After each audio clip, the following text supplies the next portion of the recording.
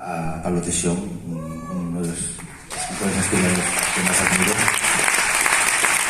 que ya colaboró con varios músicos, con Alfredo González, de Croqueta Perí, con grandes nombres ahí de la música asturiana, y tenía muchos ganas de poder hacer algo con él. Y bueno, esta adaptación que la hicimos un poco en esa, pues de volada.